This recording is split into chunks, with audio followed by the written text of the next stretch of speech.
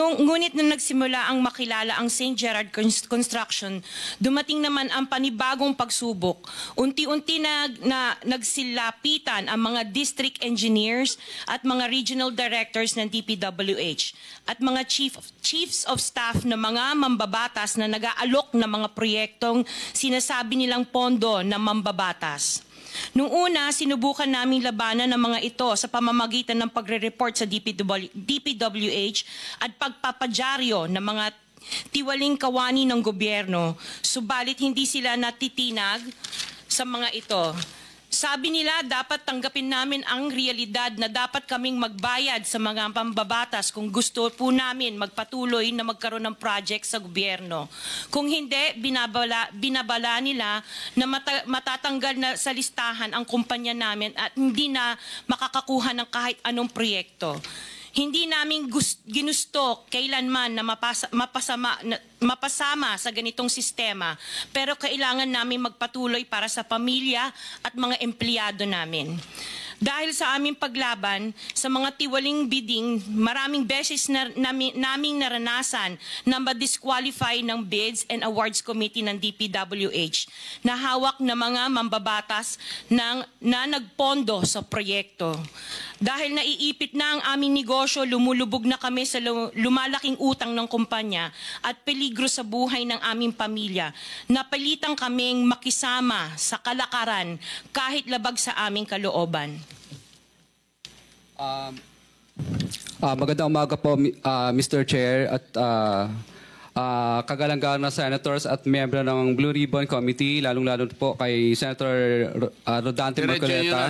Diretso na. Number 15.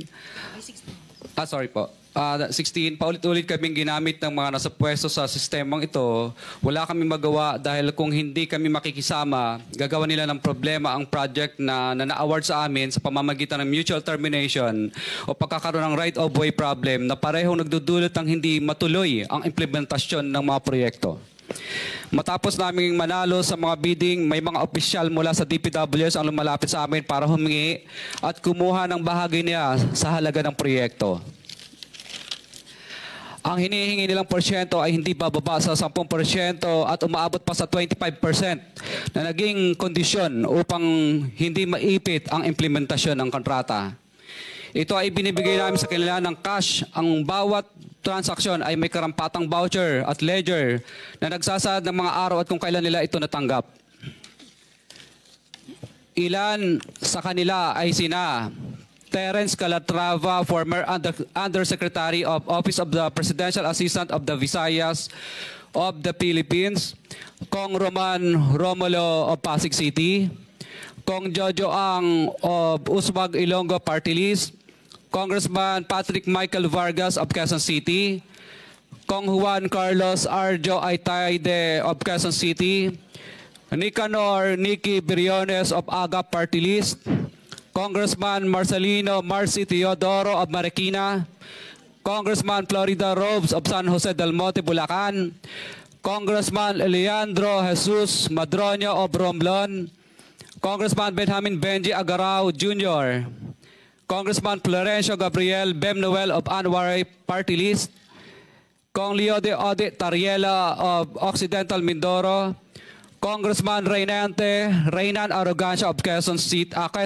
Province, Kong Marvin Rillo of Quezon City, Kong Teodoro Haresco of Aklan, Kong Antonieta Yudela of Zamboanga, Sibugay, Kong Dean Asisio of Caloocan, Kong Marivic Pilar of Quezon City. 21. Mayroon ding mga kinatawa ng ilang politiko na nakikipagtakbo sa amin upang manghingi ng porsyento kapalit ng mga porsyento ng mga proyekto. Ang mga porsyentong ito ay 25% ay ipinipilit sa amin bilang karaniwang kalakaran na wala akong kakainang tanggihan.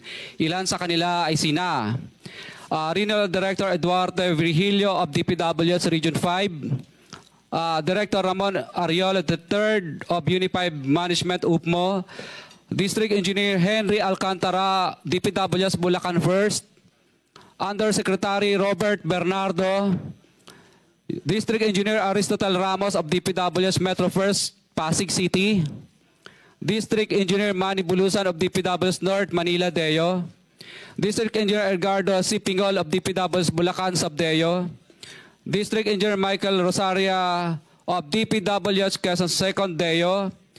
Karamihan sa mga kawani ng DPWH na nabanggit sa itaas ay paulit-ulit na binabanggit ang delivery ng pera ay para sa kay Saldico na dapat at least 25%. Si Kong Marvin Rillo naman ay ilang beses na binabanggit ang pangalan ni Speaker Martin Romualdez bilang kanyang malapit na kaibigan. 25. Sa tuwing umiinom kami sa Wine Story, sa BGC at sa Shangri-La Mall, sinasabi pa ni Kong Rillo na lahat ng kanyang request para sa pondo ay galing pa mismo sa unprogrammed funds at insertion na inaaprubahan ni Speaker. Ang tao ni Marvin Rillo na si Bogs Magalong ang pumupunta sa amin para kunin ang pera sa aming opisina o sa Wine Story. Si Kong Jojo ang naman lagi ring binabanggit sa lahat ng project sa kanya ay papondo ni Speaker at ni Saldico. Mataas ang hinihingi sa project, dagdag pa niya, hindi naman lahat ng pera ay para sa kanya, kundi para kay Speaker at kay Saldico. Sa lungsod ng Pasig naman, lumapit sa akin ang DPW's project engineer na si Angelita Garucha para kolektahin ang parte ni Kong Roman Romulo sa flood control projects noong 2022. Number 28. Pagdating ng 2025, si District Engineer Aristotle Ramos ang sumunod na nagpakilala na bagman ni Kong Roman Romulo kung saan 30% ang kanyang hiningi ay para kay Kong Roman Romulo. Sinabihan ko kay D.E. Ramos na masyado namang mataas, ngunit sinabi niya na walang magagawa dito dahil pondo ito galing sa unprogrammed funds at insertion galing sa taas. Sa ilang pagkakataon, ang mga politiko na personal na inabutan ng halaga ayon sa hinihingi nilang porsyento mula sa proyekto. Ang pagbabayad na ito ay hindi naman kagustuhan kundi isang hakbang na ginawa namin dahil sa matinding panggigipit. Ilan sa kanila ay sina Kong Antonieta Yudela kasama ang kanyang asawa, Kong Marvin Rillo of Quezon City, Kong Nikki Briones of Aga Party List, Arturo N. Atayde, ama ni Kong Arjo Atayde, Kong Florencio Gabriel Bem Noel of Anwaray Party List, Kong Eliandro Jesus Madroña of Romblon, Kong Benjamin Benji Agarao Jr. Bagamat naging matinding pagsubok ang kabawasan ng pondo na nakalaan sa proyekto, pilit at matapat naming sinusunod ang bawat espesifikasyon na nakasaad sa Program of Works na nakasaad sa proyekto ng DPWH. Nakakasiguro kami na nagawa namin ng maayos at matapat ang bahagi o phase ng proyekto na na-award sa amin. Sa katunayan, hindi kami mababayaran ng DPWH kung hindi ito dumaan at pumasa sa maraming material testing na naaayon sa design ng DPWH. Ina-assess at ini-inspect ng DPWH ang bawat proyekto base sa natapos na parte o accomplishment. Napilitan kami na i-absorb ang kabawasan na ito na nagdudulot ng maliit na kita o pagkalugi sa ilang projects.